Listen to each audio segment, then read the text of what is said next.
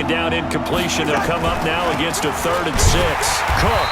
And they're going to lose some on this play. Being knocked back to the 18. The loss of a yard, and it brings up 4th. Well, Brandon, he's had a great day, but sometimes the other guys make a play against you. What's that expression they like to use in the NFL? Those guys get paid too, you know. Yeah, in college they say, hey, they're on scholarship too. In the NFL, they're getting paid too. With the day he's had, you can have one going the wrong direction. Down here in the 3rd quarter, obviously that's one they could have used. Yeah, and one of my favorite special teams coaches in the NFL told me what separates the kickers in the NFL versus the ones who are not is not the misses. It's the second miss in a row. Best kickers in the league, they don't miss 2 in a row. He's got to get his head back together in case he gets another shot. Jackson and the Ravens come up now 1st and 10 at their own 25-yard line. Now, meanwhile, a pass that should have been intercepted, but it winds up falling incomplete. Marquise Brown was the intended target. That'll bring up 2nd down. Let's get to some Hall of Fame talk while we have a second, because last week we mentioned the 15 guys that we knew were going into the Hall. 5 added: Isaac Bruce, Steve Hutchinson, Edgerrin James, Steve Atwater, and Troy Polamalu. You think about it, CD. For Polamalu, it was his first year of eligibility. People knew he would go in. Atwater was his 16th year. He had to wait a long time. He certainly did, and I often wonder about the psychology of it all, because when you're young in your career, meaning young retired, right, these things mean something to you, but I don't know if they hit with the same impact as it will for a Steve Atwater. 16th year. Now, I think Steve would like somewhere to be a happy medium. Maybe the 8th year would have been a lot better, but the bottom line is the older you get. This is caught inside the 15. And all the way down to the 9. It's a big play there for Baltimore. And even 40 yards. That was an excellent read right there. Saw cover 1. That means it's just a single high safety. So you know if you throw the ball to the outside part of the field, help is going to be a little bit late getting there. And he puts one out there for a big-time completion. Jackson hit, and he lost the football.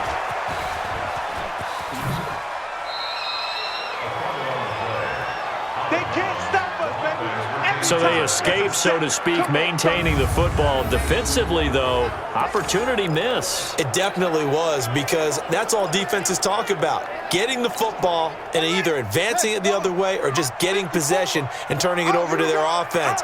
That can be a little bit deflating. You're exactly right. A lost opportunity. And he's got it. And he'll be brought down right on the edge of the goal line at about the 1-yard line. A touchdown-saving tackle there. Now it's 3rd and goal. Many teams, as soon as they spot man defense, if they haven't called a hitch, they'll get to it as fast as they can. They want to put the ball in the hands of one of their best playmakers and hope that he can break a tackle on the outside and go for big yardage. 3rd and goal, Jackson to the end zone, but it's incomplete.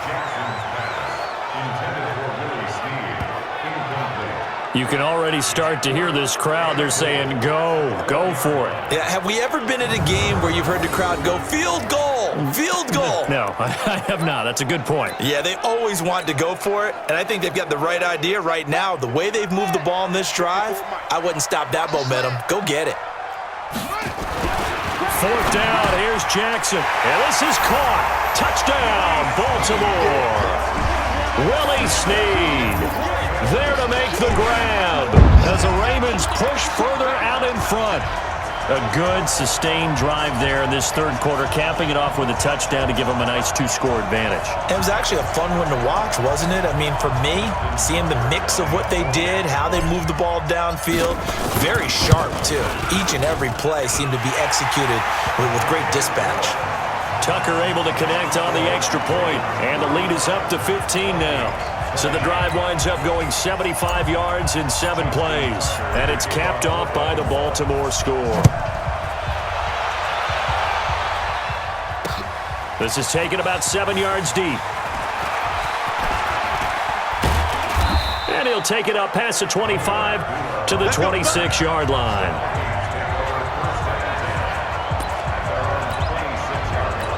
And now out comes Minnesota. And they had compiled a pretty long drive last time. Unfortunately, though, it ended with no points after the missed field goal. And that can hurt the psyche of a team, because as they drove downfield, You know you're never supposed to count points in your mind until they go up on the board.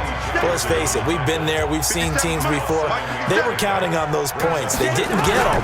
Can they come back now, start over again? And his pass is intercepted for the 4th time today. It's the former Seahawk, Earl Thomas.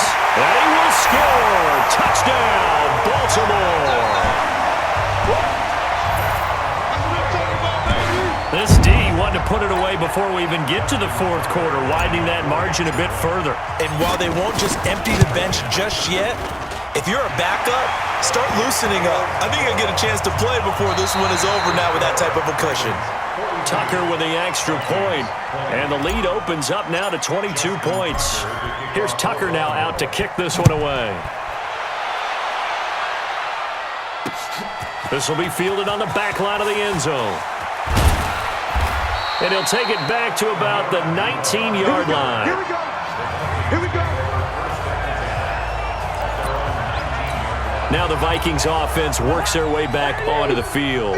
And fresh off the pick six, they've got to forget about that quickly. In this case now, the guy throwing the ball, he's got to be like what we talk about with defensive backs who get beat for a long touchdown. Short-term memory, right back out there doing the things that he does best, and knowing that taking care of the ball is paramount. Here's his opportunity. Comes back to those defensive backs for the former DB, right? I don't know where that comes from. It just kind of emerges out of me for some It's reason. deep in there, right?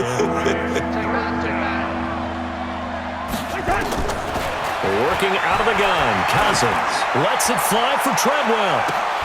And they almost had another one. They are all over the football in this game. Nearly another pick. Now 4th down. This defense was definitely alert to the possibility of the deep ball, and they were more than ready for it. They got the lead, 4th quarter. Maybe can expect blitz coming, and down he goes. Patrick Owasor. And boy, possession here turns over with the football already being in the red zone. Well, at this stage of the game in the second half, down 3 scores, I guess they felt like they needed to push. And let's face it, with this deficit, if they give up another score here after they didn't get it, does it really matter? Right. It really doesn't. They had to go and try and make something happen if they had any chance of winning this game. Give him 9 there on the first down completion. And a lot of people ask the same question all the time. Why do we see so many slants in the red zone? Well, the windows are tighter. Everything's more condensed. It has to be quicker, and you've got to deliver the ball on time. Your biggest worry, ball gets tipped in the air. Because if that happens, then it's fair game for the defense.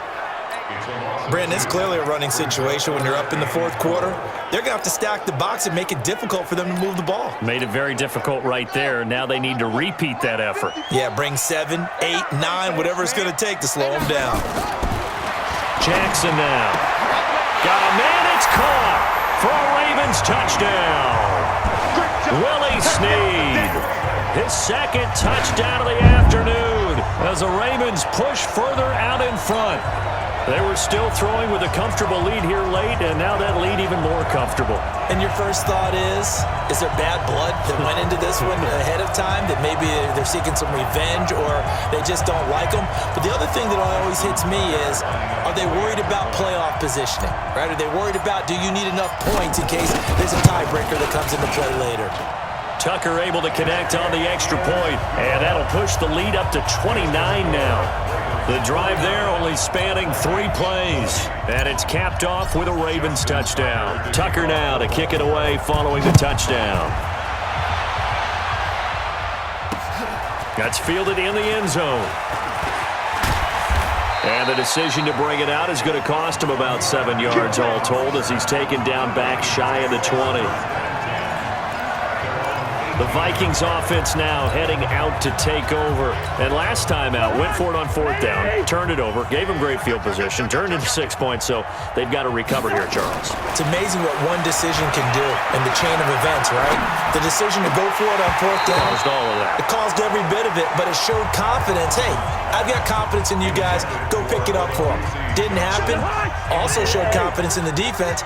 They didn't pick up their end of the bargain, so now they've got to come back out and start over and rebuild that confidence. On the ground, it's Cook. 9 yards on the pickup there as he'll be left with 3rd and 1. I thought that was a good call. Passing situation on second down. They hit him with the draw instead and pick up nice yardage. Yeah, because the draw, they're thinking pass when they see that initially defensively, right? But you know, in today's NFL, most of the time on second and long when it's a passing situation, pass rushers are on the field and they're only thinking one thing, get to the quarterback. And oftentimes you can bypass them with a running play. They only get 2 there, but on 3rd and 1, that's all they needed to keep the drive going. Open here, Adam Thielen. And he'll be taken down, but not before they work it across midfield. A good pickup there, a 22. So signs of life in what's been a dormant offense in this second half. Here's 1st and 10. Cousins gives way to Cook. 3 yards on the pickup there, and it'll be 2nd down. What's the old expression, 3 yards in a cloud of dust? In this case, it's dust-covered pellets. It's no longer that old grass that we used to play on, right, and chew it up. Now we've got that artificial surface. You see the pellets go up. Still a nice play by the defense.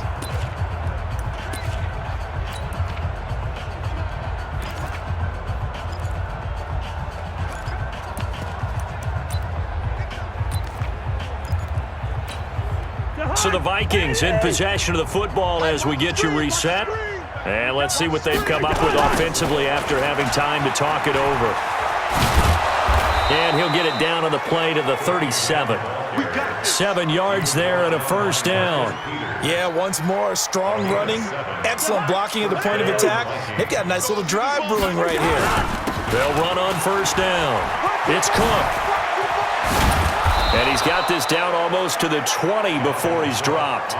17 yards, 1st down, Vikings. It's been an excellent day for him running the football, no doubt, as he continues to soar well past 100 yards. Yeah, it almost feels like he can just grab his briefcase and head home after putting in a full day's work at the office, doesn't it?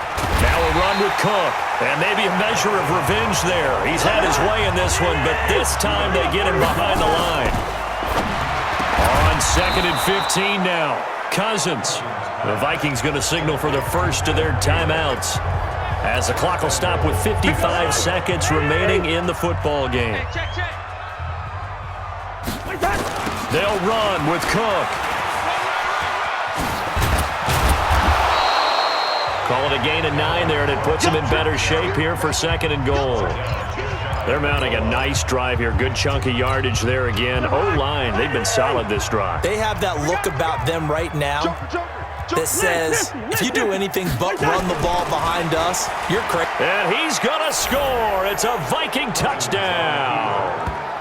Kirk Cousins with his 2nd touchdown of the afternoon. And the Vikings are able to cut into that deficit.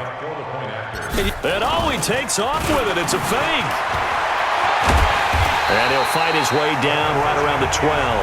And he is not going to get in here. So the decision to go for 2 does not pay off as they're unable to cut any further into their deficit. So despite the huge deficit, they're going to keep fighting. Here comes the onside kick. And this one recovered by the hands team for the Ravens. Now they're down big here in the 4th. They had to try the onside kick. Can't fault them for the effort at least. No, you can't at all. And if nothing else, now you've put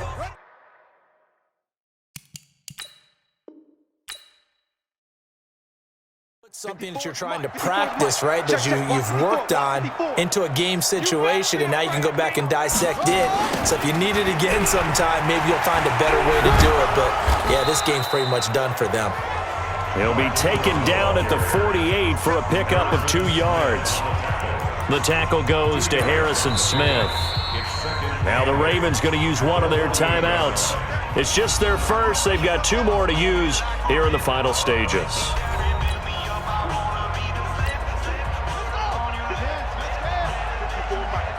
Watch the run, watch the run. And despite the late lead, Jackson to throw. He's going deep for Brown. That's going to be knocked away and incomplete. Now we'll get whistles, and they've signaled for a timeout. Not sure I see the logic in this, but we'll get a stoppage anyway with 5 seconds remaining. On 3rd down, Jackson. And he's got Snead. Willie Snead all alone.